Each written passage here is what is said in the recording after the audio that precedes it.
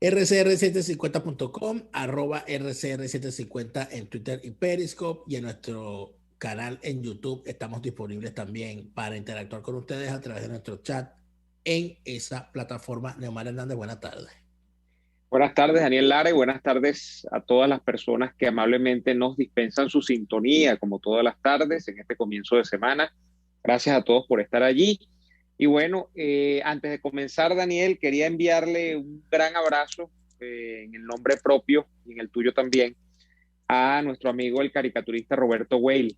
Oh, Roberto nos sí, por sorprendió el fin de favor. semana, chamo. Nos Sí, sí, sí, sorprendió vale.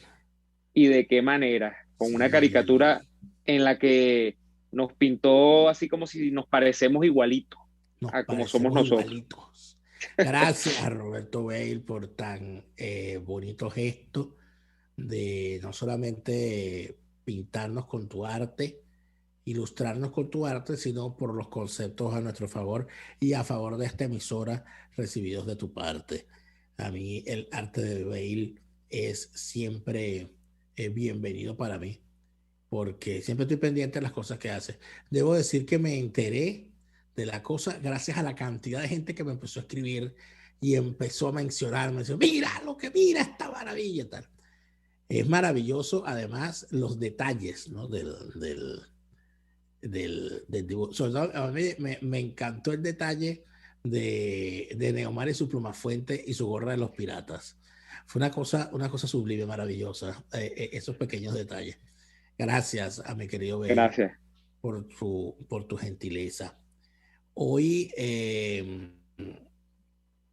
además, Neomar, que es 26 de abril, hay que indicar que, bueno, se está cumpliendo un año más del nacimiento de don Raúl Leoni. Ujú. Don Raúl Leoni estaría cumpliendo hoy, si no me equivoco, 116 años, porque eres de 1905, ¿no? Es mayor que Rómulo Betancourt, que Dos era del años año, mayor, 2 años sí, mayor. porque tres, creo. Rómulo Betancourt era del 1908, 8, creo sí, que. 3 años Ujú. más, 3 años más, es correcto. Ambos, pero Sí, sobre todo Raúl Leoni fallecidos, diría yo prematuramente, porque cuando sin Rómulo duda. Betancourt murió, estaba comenzando los tempranos 70 y creo que Leoni no había ni llegado a los 70 o estaba pisando apenas los 70 cuando murió. Bueno, murió en el Eh, año 72, creo que ni siquiera había llegado a los 70 años, ¿no? no había llegado a los 70 años. No, no, no, no. Raúl Leoni es uno de esos presidentes, Daniel, que yo tuve el desliz, recuerdo yo en la presentación de mi trabajo final, porque eso no es una tesis, trabajo final para optar al título de licenciado en comunicación social de la central, Ajá. porque yo hice, recuerdas tú que yo hice aquel trabajo sobre las campañas electorales ¿Cómo en no? el caso, y las campañas, no era tanto de las campañas, era de cómo Acción Democrática había migrado, digamos, a lo que yo estaba tratando de hacer allá, que era meterse en la nueva mercadotecnia política y todo lo demás, ¿no? Así Entonces yo es. hice un repaso por las campañas presidenciales de Acción Democrática. Y cuando mencioné el episodio de la candidatura de Leoni en los 60, el año 1963, yo tuve el desliz de decir que Raúl Leoni fue un presidente gris y alguien, recuerdo uno de los jurados me increpó duramente, me dijo que no dijera eso que yo estaba diciendo. Pero es que en efecto, Raúl Leoni, en efecto no que fuese gris. Tenía razón el Uh-huh. jurado. Yo creo Raúl que Leoni fue Raúl un Leoni, presidente que Raúl es el Leoni, presidente menos estridente, Daniel, que ha tenido la bueno, democracia venezolana y de los más efectivos que a su vez tuvo la democracia venezolana. Raúl Leoni con ese apellido Leoni, fíjate tú que para los que hablan de los nuevos fenómenos migratorios y tal, y todo aquello, de los venezolanos y la xenofobia, etcétera, ve los apellidos de nuestros primeros presidentes. Betancourt, hijo de Uh-huh. un migrante Canario. canario, casado con una costarricense. Y Raúl Leoni, un apellido que, ese apellido entiendo que es de origen francés, ¿no? No estoy seguro. No, sí, no sé Creo si italiano. creo. Dicen algunos que es corso, sí, creo Corso que es corso, ¿no? debe ser corso, debe ser de Uh-huh. por allá. No soy experto en la materia, pero eh, el, Leoni fue un presidente a la europea.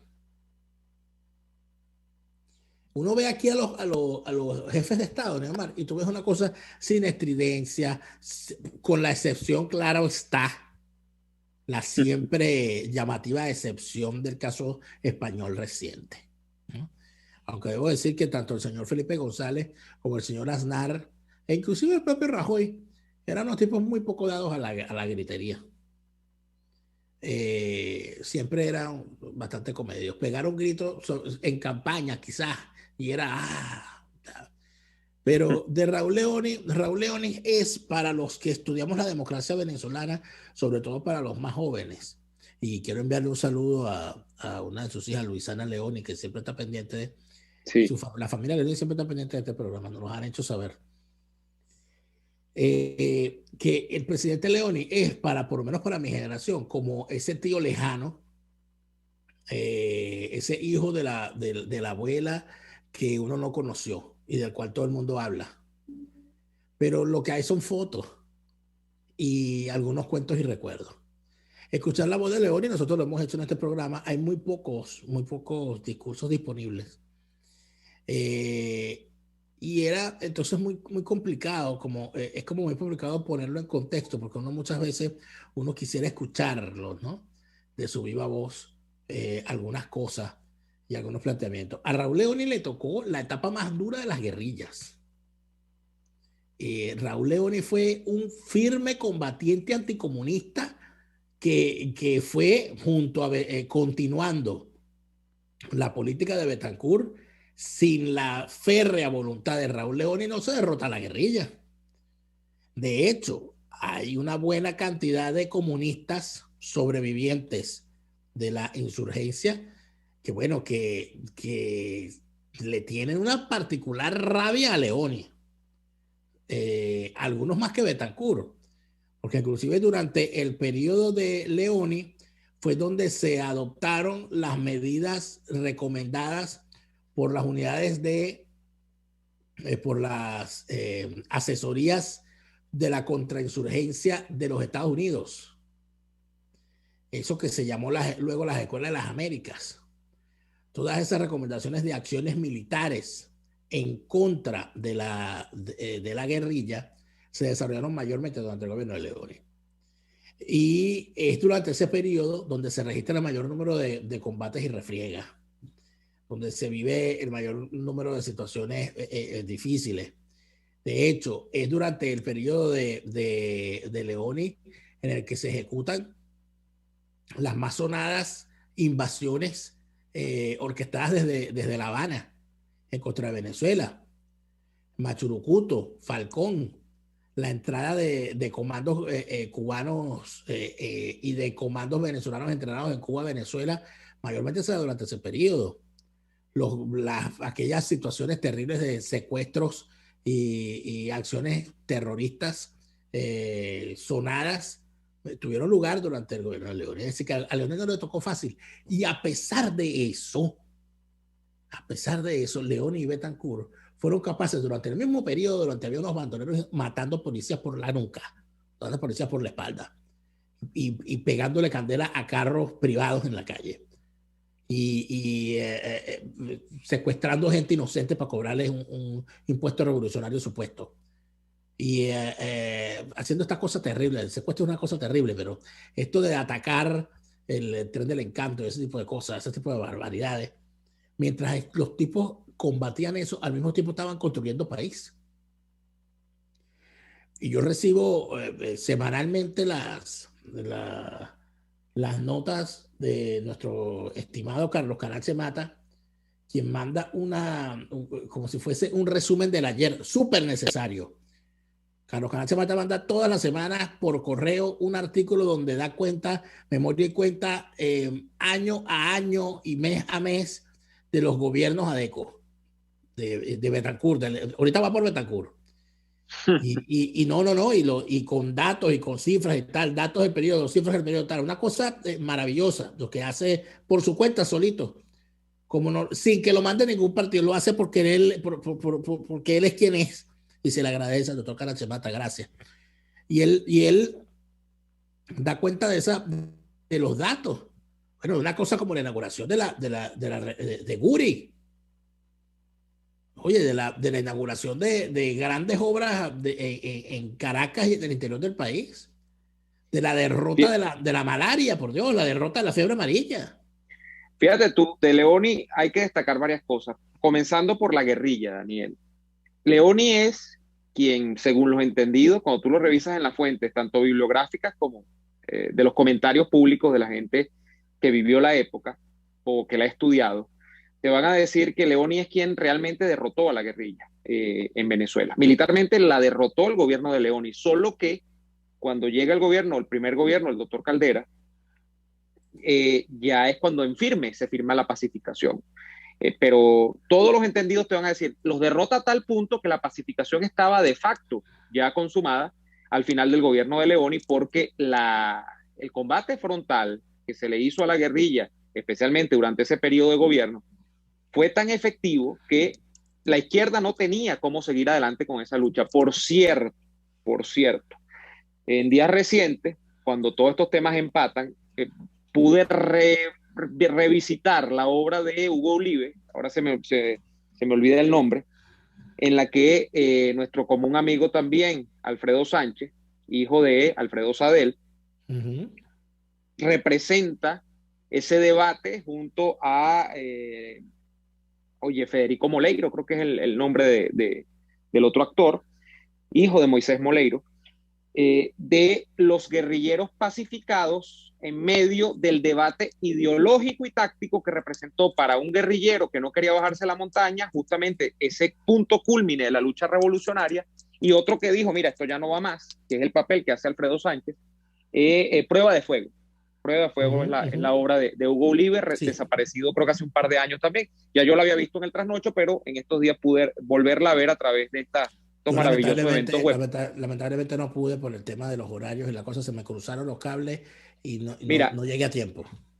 Esa es una obra extraordinaria porque te habla de este momento histórico en el medio del gobierno de León, donde ya, finales de los 60, ya esto estaba de alguna manera listo. Bueno, uno presume que es el gobierno de León y comenzando el gobierno de Caldera, ¿no? Esta decisión. Pero volviendo a León, Daniel, es un presidente, y allí pido excusas por esto de presidente gris, es un presidente sin estridencia, que desde el punto de vista de la obra de gobierno, mira, le saca una cabeza y más a muchos de los gobiernos, precisamente porque lo que tú estás diciendo fue así. Las obras civiles no se detuvieron en medio de la guerrilla, o sea, se estaba construyendo país.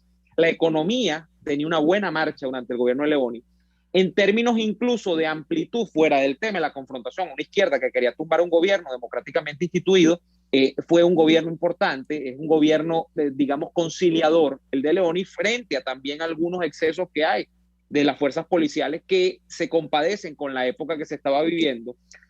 Es un gobierno donde el personaje que sale de la presidencia de la República no va a salir. Mira, yo no he escuchado el primer escándalo, incluso de los chavistas y de la izquierda, decirle a Leoni ladrón, como incluso se le dijo inmerecidamente en algún momento a Betancourt, quien no dejó ningún bien de fortuna luego de pasar por la presidencia 2 veces en su vida, ¿no? Pero a Leoni es que ni eso, porque no hay por dónde agarrarlo. O sea, es uno de los pocos presidentes de los que no se dice que fue ladrón, en medio de un elenco de presidentes donde las acusaciones eran más infundadas que otra cosa. Pero bueno, a Leoni ni eso. Y pero es un presidente, y es un presidente, Daniel, que se aparta del ejercicio incluso político cuando sale la presidencia. No va a haber una banda o digamos una facción leonista dentro de Acción Democrática. Él no va a montar una lucha intestina por el poder, por el partido, ni nada. Luego de que él hizo el servicio al país que hizo, y allí quedó eso. Bueno, compañero, está bien. Es llamativo, un personaje raro, ¿no? Digamos, de ver. Yo no creo que sea, yo no creo que sea un personaje raro, yo creo que lamentablemente es un personaje inconcluso. Eso es mi opinión, compañero. Que le faltó tiempo, ¿crees tú? Pero por supuesto, además de eso, recuerda que Raúl Leoni llega a la presidencia por sí mismo, por su propio peso, con todo el apoyo del sector sindical, y luego de haber sorteado, además, y esto es importante, que Raúl Leoni se fajó junto a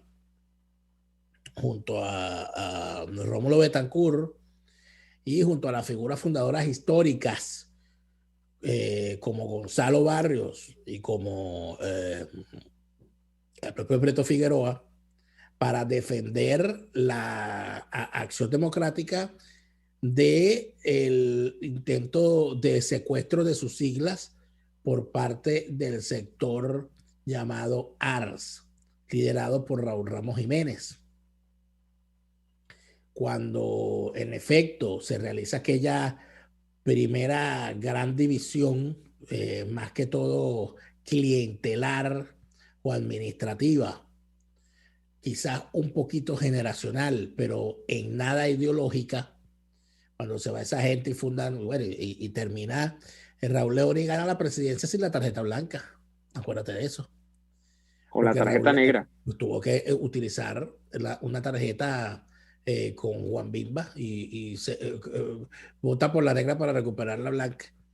Y al final termina no solamente ocurriendo eso, o sea, fue un gobierno rico en eventos, sino que el gobierno de Raúl Leoni, durante su gobierno, se vivió la primera derrota de Acción Democrática en unas elecciones del periodo democrático, porque vino la segunda división, vino la tercera división, que fue la de quizás la más dolorosa desde mi punto de vista, porque la del MIR no fue dolorosa. La del MIR quizá fue catastrófica por sus consecuencias en el tiempo, porque se estaba yendo la juventud. Sí. Y además de eso se iban para el peor sitio, para el comunismo insurgente a matar gente, ¿no? Pero en cambio la división de Prieto Figueroa fue más dolorosa, porque estamos hablando de la generación fundadora y de un tipo como Prieto Figueroa tan importante para el país en ese entonces. Vamos a ir al corte y al regreso seguimos conversando de la figura de Raúl Leoni y un año más de su natalicio. Ya venimos. Usted escucha Y Así Nos Va con Daniel Lara y Neomar Hernández, solo por RCR 750 AM. Puedes seguirnos en nuestras redes sociales, en Twitter, @RCR750, la radio que se ve. Atuplata.com.be, la cuarentena no los detiene. Siguen haciendo envíos desde los Estados Unidos a Venezuela, sin complicaciones. Además de eso, buscan tu carga en Tampa, Orlando y Miami sin ningún costo adicional. Sí, no tienes que moverte. Van hasta la puerta de tu casa y se encargan de todo.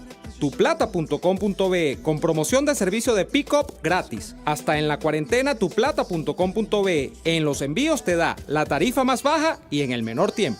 Mis amigos, una empresa comprometida y responsable con su personal es una empresa segura, y Produzca es la compañía pionera en Venezuela que ofrece la mayor cantidad de equipos de comprobada calidad para garantizar la seguridad integral de toda la nómina industrial de cualquier empresa. El catálogo de Produzca es inmenso, todo tipo de guantes, cascos, accesorios y productos varios de protección para tu personal. Conoce más de Produzca en www.produzca.com. Produzca, seguridad en tu empresa de los pies a la cabeza. Mingo, ¿y qué te dijo tu vecina hoy? ¡Ay, qué chévere, vale! ¡Qué regalero, Mingo! ¿Cuánto es que es la cosa? 1.800.000 bolívares, un dineral, niño. Qué banquetazo van a darse nuestros viejos cuando les paguen el nuevo monto de su pensión. Esto es una burla, Mingo. Falta de respeto, un nuevo insulto para los venezolanos. Mira, chico, estos desgraciados no son más cínicos porque la perversidad no los deja. Ese monto no llega ni a $1 mensual. Por Dios, Mingo, pensión de vejez y salario mínimo son apenas unos centavitos gringos mensuales. Es decir, que a los abuelitos van a despacharlos en los bancos con 3 billeticos de los nuevos, más 2 de los de 50.000, que la gente usa para todo menos para pagar. Dios. Yo supongo que esto, lo del aumento, va para el próximo informe de la Bachelet, porque estos salarios, yo no sé qué pensarás tú, pero yo los incluiría como crimen de lesa humanidad. Ese monto es un plan de este régimen para exterminar a los más vulnerables. ¿O no? Cambio y fuera. Por todos los medios, conmigo, de lunes a viernes a las 8 de la mañana, por rcr.tv, la radio que se ve. Les estamos presentando Y así nos va, cuando se tiene algo que contar, con Lara y Hernández, solo por RCR 750 AM. Seguimos en Y así nos va. 116 años del nacimiento de Raúl León. Yo creo, Neomar, que bueno, tú utilizas el término gris, a mí no me gusta. No, ya enmendé la plana, porque eso es un desatino completo. ¿Cómo descalificarlo? O sea, yo no creo que sea crisis, yo creo que fue un gobierno pausado, un gobierno... No estridente es el término que me gusta, o sea, que no es un escandaloso. No, bueno, es que el país estaba sumido en el escándalo, pero el presidente era un señor bastante comedido en su forma de actuar, en su forma de ver las cosas y en su forma de hablar y llevar el asunto, la función pública, pues. No era ese vibrante Rómulo Betancourt quien, por supuesto, su sola figura generaba ya una reacción popular, pero era, sin duda alguna, un hombre muy respetado, sobre todo en los sectores sindicales. Recuerda que él, como abogado, se dedicó al tema laboral. Fue ministro del Trabajo de aquella junta, de aquel gobierno de gallegos, y de alguna manera su presencia en el corazón de los sectores sindicales fue el que le ayudó a llegar a la candidatura presidencial. Candidatura presidencial de la cual siempre se dijo que había todos los temas allí de rivalidades intrageneracionales. Yo recuerdo haber hablado de eso con el doctor Enrique Tejera París. Y porque siempre se decía y se especulaba, inclusive el propio Prieto Figueroa se lo reclama en las cartas cruzadas con motivo de la división del MEP. Hay unas cartas entre Betancourt y Prieto que son públicas, ¿no? Hasta a la disposición de quien quiera leerlas en la Fundación Rómulo Betancourt. Ya han sido publicadas. En ese intercambio había un reproche del señor Prieto Figueroa hacia Betancourt, diciéndole que él se había opuesto y había hecho lo posible, le decía Prieto a Betancourt, para evitar que el compañero Raúl León fuese candidato presidencial.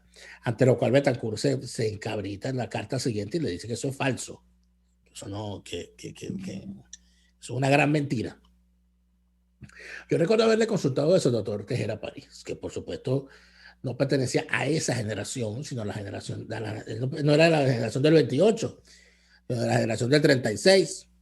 Uh-huh. Entonces yo le pregunté sobre eso a Tejera, y Tejera me dijo que es que el problema era que esa generación, me decía que a él le sorprendía mucho, me decía Tejera, que cuando él, miembro de la generación del 36, o alguno de los muchachos de la generación del 45 o del 58, se le reclamaba algo a la generación, a la vieja guardia, a los fundadores, o hacía algún reclamo público cuestionando la marcha del partido, que la generación fundadora era bastante comprensiva y abierta a la hora de discutir, de explicar, y de evitar irse por las reprimendas, prefiriendo irse por las explicaciones, inclusive desde el punto de vista personal, que eran capaces de ir y reunirse con la juventud, reunirse con los dirigentes y hablar y explicarles la situación. Pero que le sorprendía mucho la forma tan ruda como se trataba la generación fundadora entre sus miembros, entre sí, que eran bastante rústicos en el trato, que era como un alto mando. Peleado todo el mundo con todo el mundo. No peleado todo el mundo con todo el mundo, pero sí donde a veces se trataban mal. Y entonces daba la idea de que en realidad estaban peleados, pero parece ser que esa era, bueno, nada, era la misma generación, era la misma gente que venía bregándose cárcel y exilio desde el año 28. Y de alguna manera eso, bueno, ellos tenían sus propios códigos de comunicación. Es más, recuerda que Leoni junto a Betancourt estuvieron a punto de montarse en la aventura del Falque. Sí.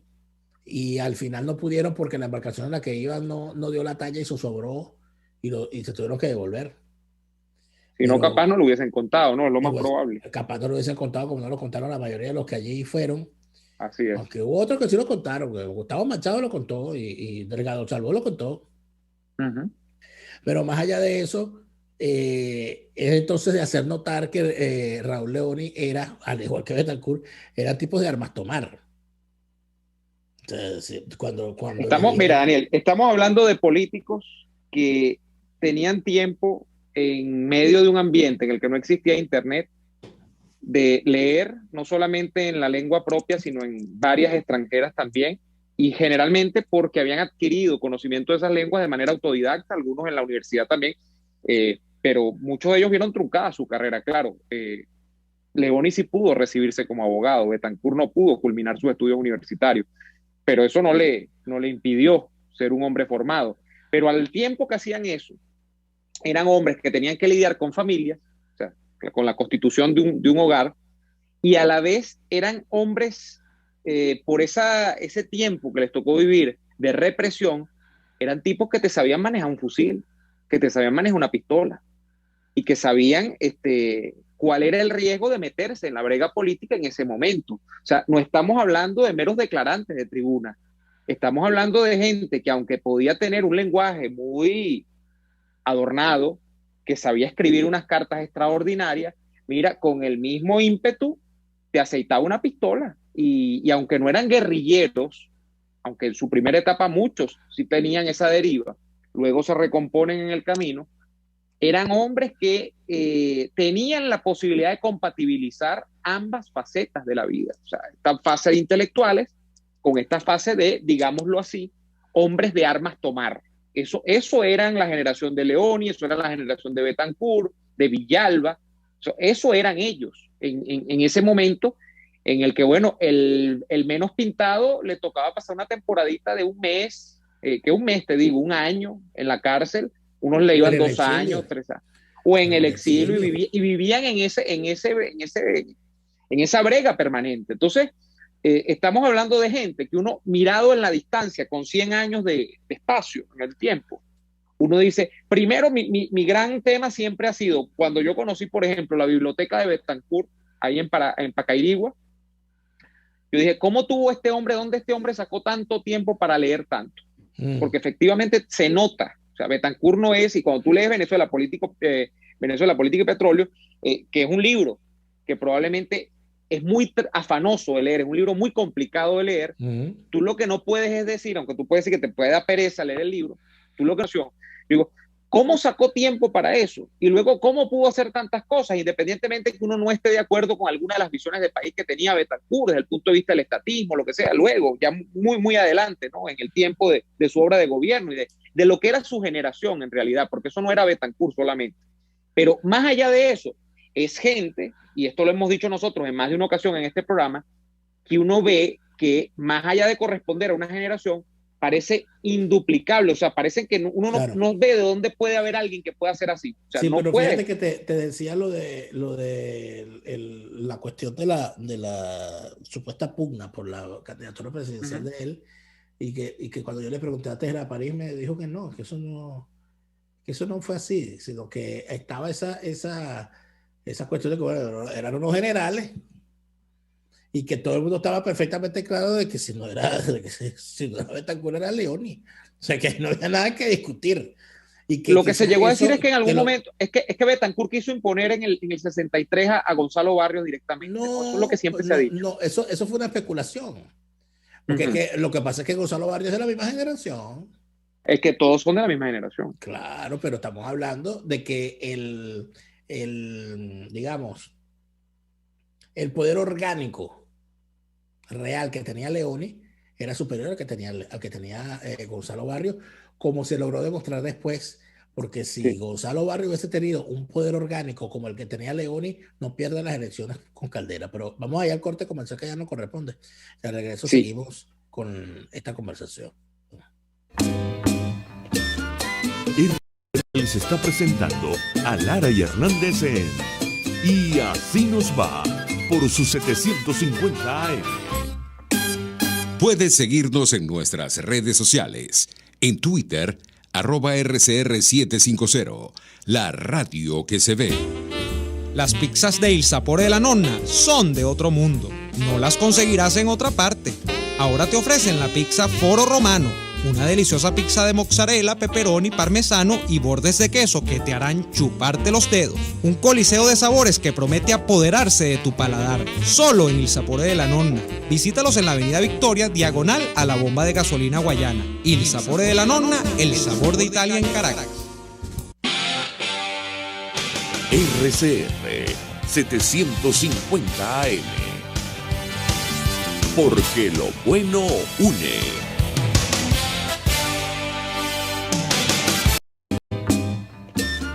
Estamos escuchando Y Así Nos Va con Lara y Hernández por RCR 750 AM.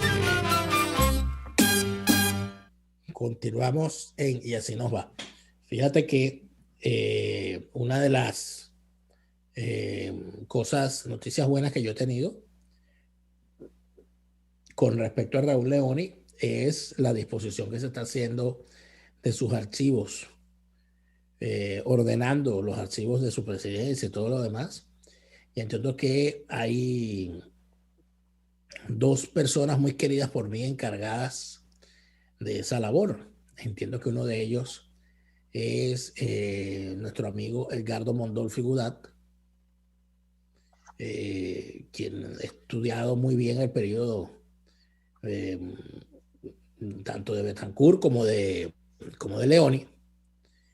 Y entiendo que lo asiste mi compañera Jessica, siempre se me olvida de su apellido, con quien tuve la dicha de compartir aulas de clases en la maestría de Historia de las Américas. Entiendo que ahí se está haciendo una labor, ¿no? Y eso es importantísimo. Yo creo que es de interés nacional, de interés de cualquier venezolano, que los archivos de las presidencias estén resguardados y que estén a la disposición de cualquier venezolano que quiera verificar un hecho. Porque muchísima gente se deja llevar entonces por lo que dicen quienes lo defienden. No, vaya y revise las cifras, a ver si es verdad quién fue quien construyó. Fíjate, estos días le veía al amigo Mario Buffone, quien hace esta labor de la obra de la democracia en su blog. Uh-huh. Le veía una discusión con alguien que hablaba de que Pérez Jiménez creó la ciudad universitaria de Caracas. Y resulta ser, yo no lo sabía, que la ciudad universitaria de Caracas fue diseñada, por supuesto, por Carlos Raúl Villanueva, inclusive previo a la llegada de Pérez Jiménez al poder. Pero que durante el gobierno de Pérez Jiménez solamente se inauguraron unas 3 edificaciones de toda la ciudad universitaria. El aula magna, entiendo, y este gimnasio que damos a llamar La Cachucha. La Cachucha, el gimnasio cubierto. Pues. Y otra edificación más que entiendo que es el rectorado y su plaza cubierta. Pero que el grueso de las edificaciones de la ciudad universitaria de Caracas se construyeron durante la democracia. O sea, que hubo continuidad, inclusive ya con eso se desmiente el San Benito aquel de que la democracia olvidó las grandes obras de Pérez Jiménez o las obras en marcha que estaban en Venezuela con Pérez Jiménez, cosas falsas. Porque si algo hubo en Venezuela fue continuidad de las obras públicas. Y esto, bueno, y si lo evalúas, mira, una de las... No, pero es que mira, Neymar, eso se cae de plano revisando las obras públicas desde Medina Angarita hasta, claro, yo te diría, hasta el gobierno de Rafael Caldera. Sí. Son una sola línea, hermano, una sola línea. El famoso trayecto que lleva a Caracas y que Pérez Jiménez de alguna manera lo publicitaba acertadamente como un paseo de apenas unos cuantos minutos desde Caracas hasta el litoral, hasta lo que era Vargas y ahora le dicen La Guaira. Eso está comprobado, Daniel, que la Caracas-La Guaira estaba ya prediseñada y estaba en proyecto. Yo no sé si ya se había puesto en ejecución, incluso la construcción, durante el gobierno brevísimo del maestro Gallego, ¿no? O sea, ahí hubo continuidad desde el punto de vista de lo que termina siendo la dictadura militar con respecto al gobierno que de hecho la dictadura militar termina tumbando, ¿no? Que es el gobierno de Rómulo Gallego. Entonces, yo creo que sí, ha habido continuidad permanente. Yo iría más allá, Daniel. Yo creo que donde se rompió la continuidad administrativa en términos del país completo fue con el chavismo, porque en realidad tú revisas desde que el país fue país con Gómez a principios del siglo XX y todos los gobiernos tuvieron continuidad entre sí. O sea, es claro, se decía, el antecesor es esto y es lo otro, pero las obras eran rescatadas, continuadas y generalmente culminadas, ¿no? Lo que pasa es que unos lo hacían mejor, otros lo hacían peor. Ahora, quien rompe aquello, y tú lo puedes sacar, yo siempre lo he dicho, gente que se molesta, tú lo puedes sacar por el tema de las universidades, por los hospitales públicos, por las escuelas básicas. Es Chávez, o sea, ¿cuál es la gran obra? Más allá de montar la misión vivienda, más allá de montar que, bueno, una cosa absolutamente sin planificación urbana, sino que más bien a veces yo pienso que tenía una planificación política en el trasfondo, porque la ubicación de los urbanismos tiene que ver mucho con invadir zonas, ¿no? Que no parecían incluso de alguna manera condicionadas para montar allí grandes urbanismos. Y de allí en adelante podemos una discusión, pero no hay en la época del chavismo, digamos, la intención de tener continuidad con cosas que quedaron, mira, en una Venezuela en los 90 que estaba depauperada hasta cierto punto, pero que los gobiernos sostenían incluso por establishment, por costumbre, por fuerza de la costumbre. Tendían a hacer algunas obras y a comenzar obras todos los gobiernos. Bueno, no. Chávez agarró y sepultó todo y paró el país en seco. Y eso es lo que 20 años después nosotros estamos viviendo todavía. Porque la gran desgracia, o sea, la gran desgracia que hay en el chavismo es el desprecio por lo que hasta entonces se había hecho. Uh-huh.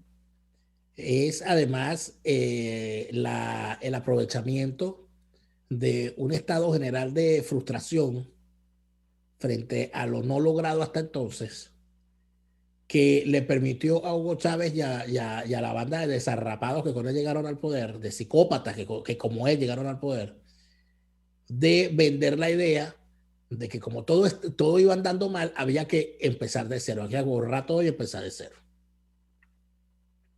Y con eso entonces se lanzan a la gran desgracia de cosas como, por ejemplo, el tema de la educación.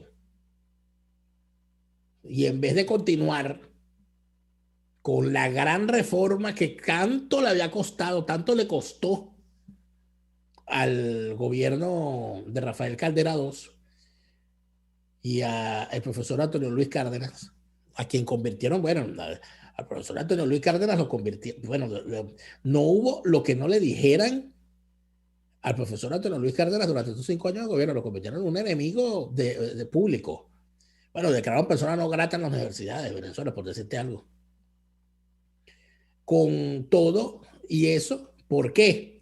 Porque el doctor Antonio Luis Cárdenas dijo que el presupuesto educativo, presupuesto de educación, debía estar orientado hacia la educación primaria y secundaria y no debería seguir siendo engordando las alforjas de las universidades. Porque si queríamos futuro, teníamos que invertir más en educación primaria y secundaria que en educación universitaria, cuando las universidades podían, por su cuenta, ir obteniendo mayores recursos como lo hacen las universidades en la gran parte del mundo. Bueno, imagínate tú lo que eso significó. Él estaba llamando a la privatización de las universidades. Él estaba llamando a la destrucción de las universidades y tal, y todo aquello, y se armó aquella cuestión.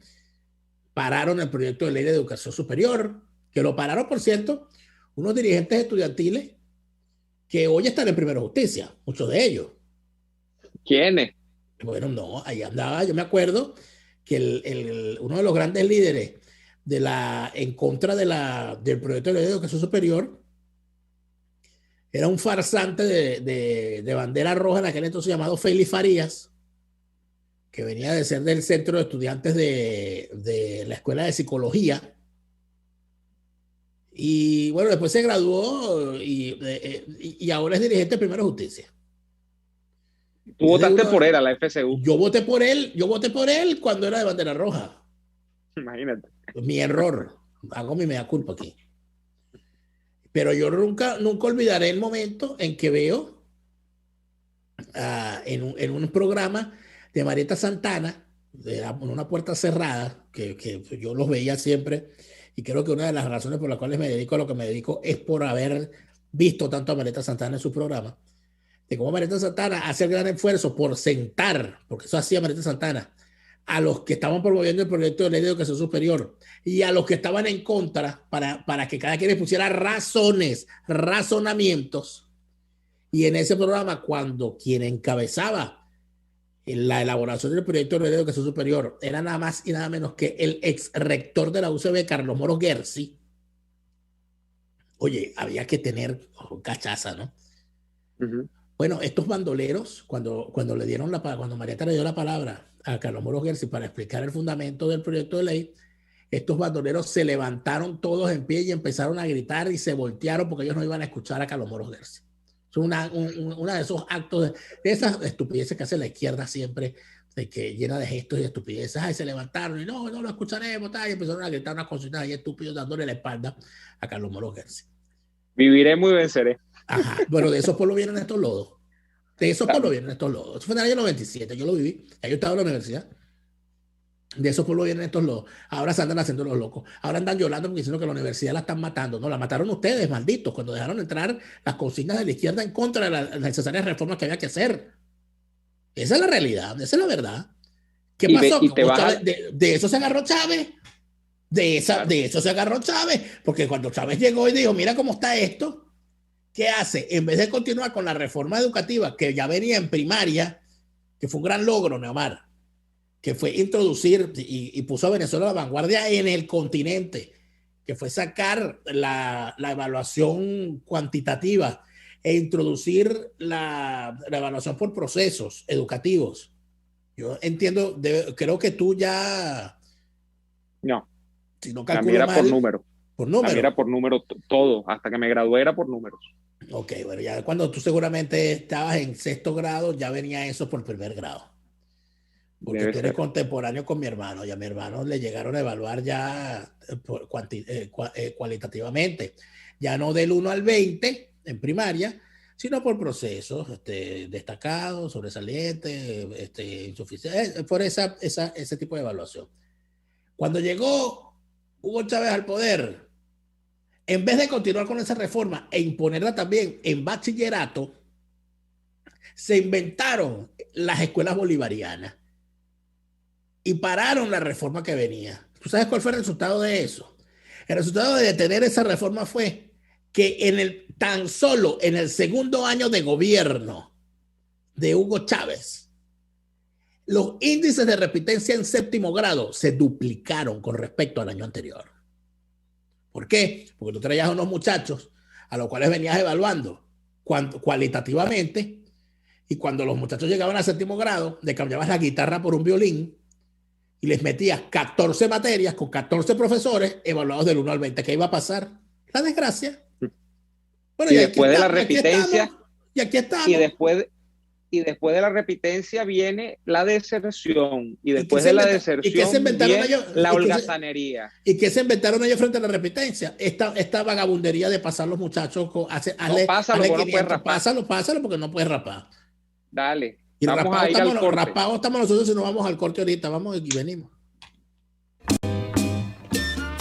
Escuchamos Y Así Nos Va con Lara y Hernández, porque la realidad no se tapa con un dedo, solo por RCR 750 AM. Sintonícenos a través de Periscope @RCR750, la radio que se ve. Antojos de pizza, pasta o risotto durante la cuarentena. Lo resolvemos. En Il Sapore de la Nonna tienen delivery a varias zonas de Caracas. Así es, Il Sapore de la Nonna te lleva lo mejor de la comida italiana hasta la puerta de tu casa. Haz tu pedido por el 0212-634-0982 o por el 412-569-9404 y disfruta de todo su sabor. Il Sapore de la Nonna en cuarentena sigue siendo el sabor de Italia en Caracas. Atuplata.com.be, la cuarentena no los detiene. Siguen haciendo envíos desde los Estados Unidos a Venezuela sin complicaciones. Además de eso, buscan tu carga en Tampa, Orlando y Miami sin ningún costo adicional. Sí, no tienes que moverte. Van hasta la puerta de tu casa y se encargan de todo. Tuplata.com.be con promoción de servicio de pick-up gratis. Hasta en la cuarentena tuplata.com.be. En los envíos te da la tarifa más baja y en el menor tiempo. Un espacio que analiza y debate la coyuntura política, económica y social de nuestro país. Acompañe cada mañana a la periodista María Alejandra Trujillo en Palabras más, palabras más, palabras menos. Palabras más, palabras menos. Informes, entrevistas, análisis y discusiones sobre los temas de actualidad. Es lo que más te puedo dar, es lo de siempre. Palabras más, palabras menos. De lunes a viernes, de 7 a 8 de la mañana, por RCR 750 AM. Palabras más, palabras más, palabras menos. RCR 750 AM. Porque lo bueno une. Les estamos presentando Y así nos va. Cuando se tiene algo que contar. Con Lara y Hernández. Solo por RCR 750 AM. Volvemos para despedirnos, porque lo que quedan son muy pocos minutos. Sin embargo, no quisiera irme quisiera irnos, Neomar, sin saludar a todos los que se han sumado a esta conversación a través de nuestro chat en YouTube. Luis Ribeiro desde Tenerife, Daniela Molo desde el sur de Italia, desde Puglia.